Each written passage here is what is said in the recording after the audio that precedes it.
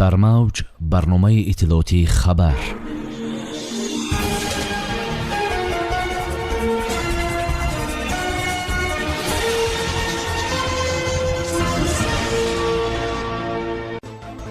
президенти ҷумҳурии тоҷикистон бо даъвати Имрон Хон ба Покистон мераванд. худро мақомдор гуфт. боздошти чиптафурӯши қаллоб дар хатлон. исмат Абдуллоев поягузори самбои Тоҷикистон даргузашт. Аҳмадзода кӯдакони маъюбро аёдат карду ваъда дод нафақаашон 20% зиёд мегардад. сиёҳ ва бедона ҷумҳурии Ӯзбекистон навъи нави тарбузро корид. тибқи иттилои вазорати корҳои хориҷии Покистон, президенти ҷумҳурии Тоҷикистон муҳтарам Эмомалӣ Раҳмон бо даъвати Имрон Хон, нахуст вазири Покистон, бо сафари дурӯза ба Исломобод мераванд.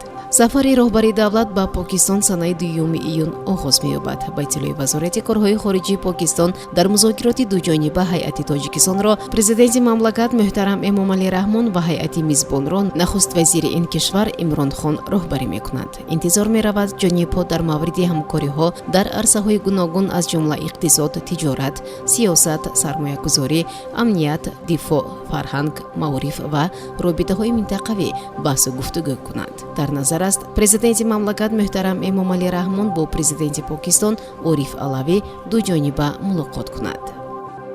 котиботи вазорати корҳои дохила аз боздошт шудани сокини 33 солаи шаҳри Бохтар хабар медиҳад, ки дар қаллобӣ ва фиреби мардум муттаҳам дониста мешавад.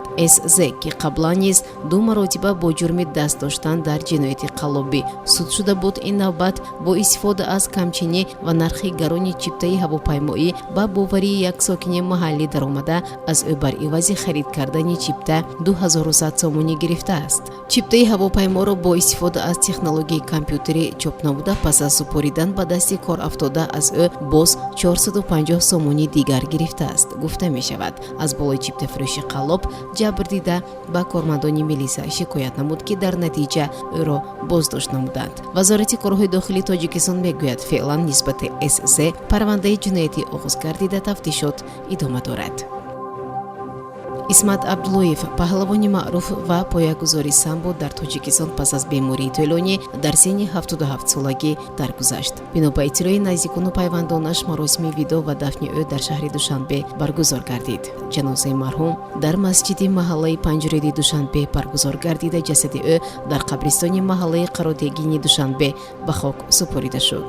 исмат Абдуллоев дар ҳайати дастаи мунтахаби самбои Тоҷикистон соли 1971 дар спартакиадаи халқҳои СССР дар рақобатҳо дар вазни 66 кило ҳунарнамоӣ карда ба панҷгонаи беҳтаринҳо дохил шудааст. соли 2004 дар мусобиқаи қаҳрамонии самбои ҷаҳон байни устодон, ки дар шаҳри Турсунзода доир гардида буд, дар вазни 82 кило ба унвони қаҳрамонӣ даст ёфта, бо медали тилло сарфароз гардида буд. исмат Абдуллоев ҳамчунин бо унвони устоди варзиши СССР ва унвони ифтихории мураббии шоистаи ҷумҳурии Шӯравии Социалистии Тоҷикистон ва бисёр ҷоизаҳову ифтихорномаҳо қадрдонӣ шудааст. раиси вилояти Суғд зимни аёдати кӯдакони маъюбу бемор дар шаҳри Хуҷанду Бӯстон изҳор кардааст, ки нафақаҳои кӯдакони то 18 сола, ки ба онҳо нафақаи иҷтимоӣ аз рӯи маъюбӣ таъин гардидааст, аз 1 сентябр боло бурда мешавад.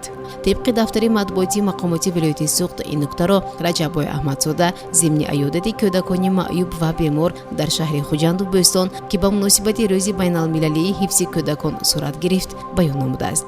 Раҷаббой Аҳмадзода таъкид кард, ки ҳукумати кишвар ба ҳаёту фаъолияти маъюбону ятимон диққати махсус зоҳир карда, мунтазам чунин нафаронро дастгирӣ менамояд. дар вилояти Қашқадарё нави тарбуз истеҳсол шудааст, ки ҳаҷман хурд, вале серобу бедона аст. муҳимтар аз ҳама, ранги тарбуз сиёҳ аст, менависад Спутник Ӯзбекистон. манбаъ меафзояд, ин тарбуз номи стейл гирифт ва барои содирот пешбинӣ шудааст. мо бори аввал бо тавсияи харидорони Русия нави тарбузи стейлро парвариш кардем. ин тарбуз дар гармхонаҳо кошта шуда барои содирот нигаронида шудааст. ин нав тарбуз аллакай моҳи май пухта аст, шарҳ додааст Улуғбек Ҷумъаназаров, деҳқоне, ки ба парвариши тарбуз машғул аст.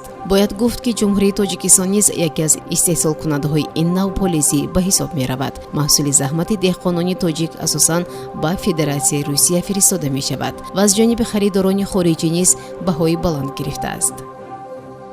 сомиёни азиз, ин буд барномаи иттилоотии хабар. То барномаи дигар танзиятон экунон бошед. хайр. барномаи иттилоотии хабар аз рӯйдодҳои тоҷикистон, минтақа ва ҷаҳон огоҳ бош.